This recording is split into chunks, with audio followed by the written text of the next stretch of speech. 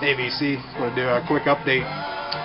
Pick up a couple new things over the weekend. Hit a record shop. And found some pretty cool stuff actually.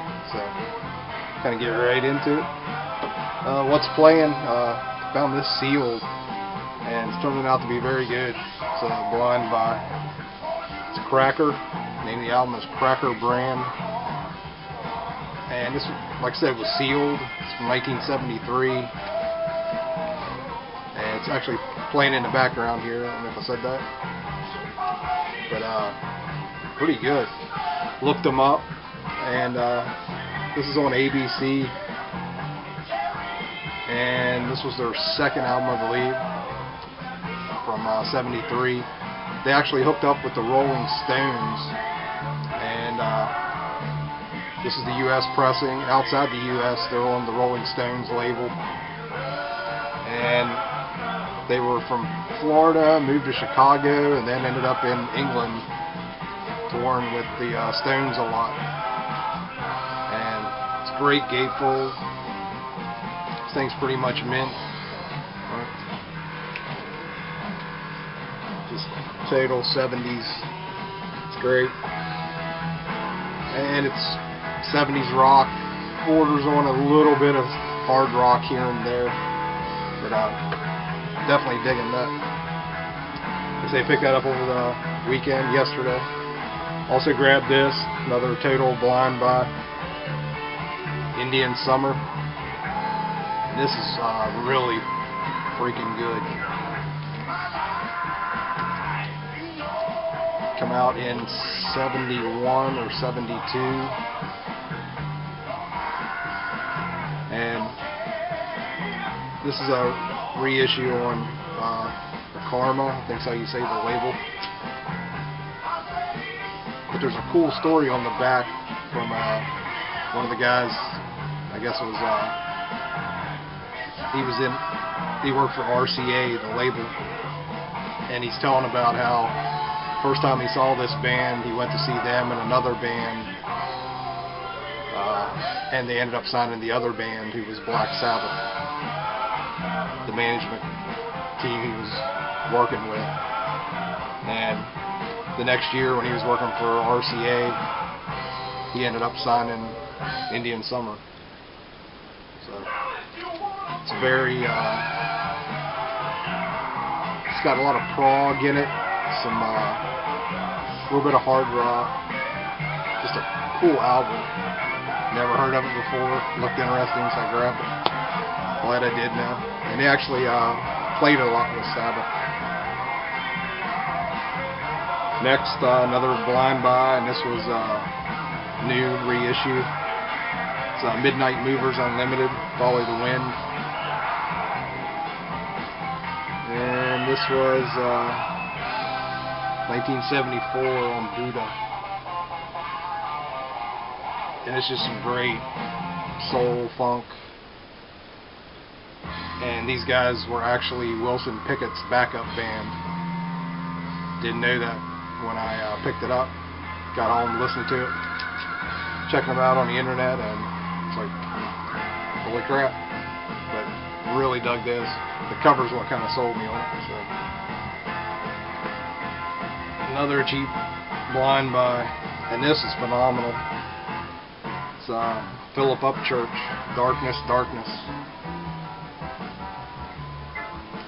This is a 2-album gatefold, 2-record gatefold, and it was like really cheap, couple bucks. And what caught my attention was it's Blue Thumb. Freaking Sequoia Flame and his Blue Thumb. Now he's got me looking for him. I don't know why, but I'm so glad I picked that up. It's just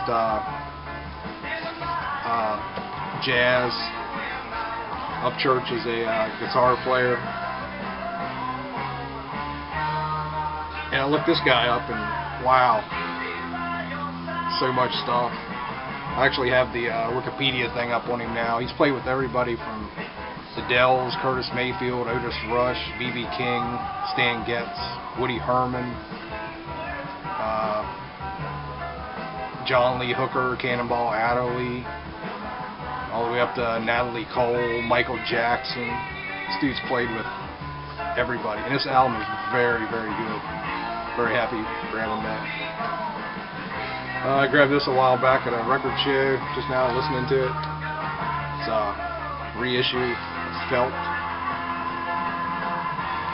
I think this came out in it's like the early 70s. It's kind of cool. It's just rock, a little bit of psych, and I enjoyed it. I was just looking some information up on it before I put it away, and come to find out, one of the members is a guy named Stan Lee. Not Stan Lee from comics, but Stan Lee from the Dickies. In the late 70s, he went on to, be in the Dickies. If you're into punk, and you probably heard of the Dickies, which is, it's crazy when you find this kind of stuff, how everything kind of ties together. I love finding that kind of thing. I had no idea Stan Lee was in that band, but it's cool. I already showed this. I was listening to it the other day in a video. It's Rockin' Every Night, Gary Moore, live in Japan. And this is fantastic. Great hard rock album. Gary Moore is just an amazing guitar player. All the way back to the Thin Lizzy stuff. So you can't go wrong with Gary Moore. Alright, sorry about the edit there. Little visitor. Alright, next up, Vardis, Metal Power.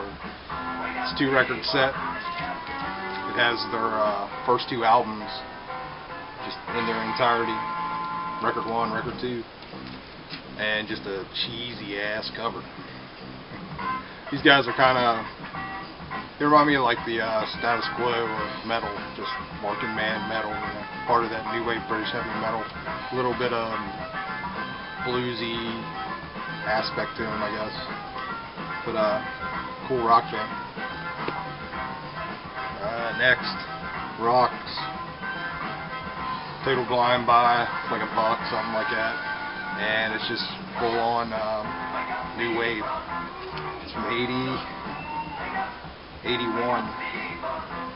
Boardwalk Records. And one of these dudes, I think it was Snuffy Walden, great name.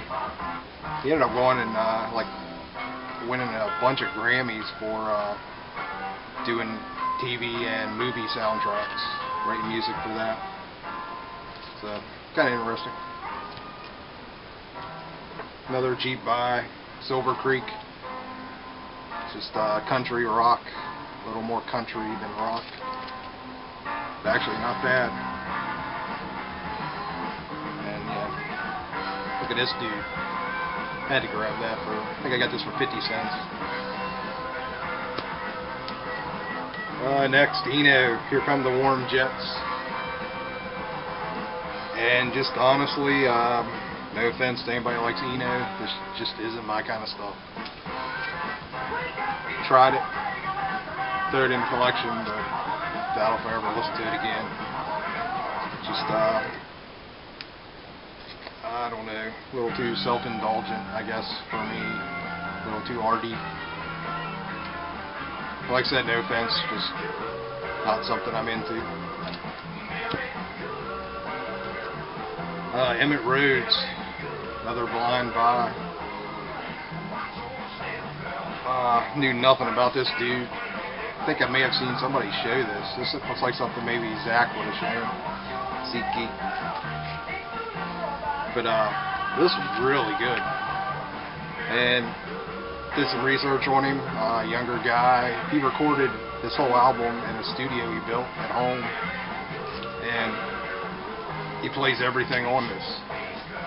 It's just him. And, it's very good. Very late Beatles sounding, I guess you could say.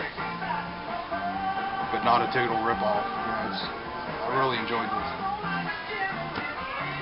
And last, B.J. Thomas. Everybody's Out of Town. Don't know much about B.J. Thomas other than I know his name from somewhere, and I haven't looked him up again. Or looked him up, I'm sure. Once I look him up, I'll be like, oh yeah, that's right. But cool mellow album. Actually like the cover. Very cool. Alright, that's it. Like I said, just picked up a couple things over the weekend. A couple more I haven't showed yet. Still in the process of listening to. That's about it, really. So thanks for everybody for watching and commenting and subscribing. And I just hit the 300 mark. Thanks everybody, all the subscribers and everybody that watches. And love the VC. It's a great place to hang out. Made some great friends. So thanks everybody.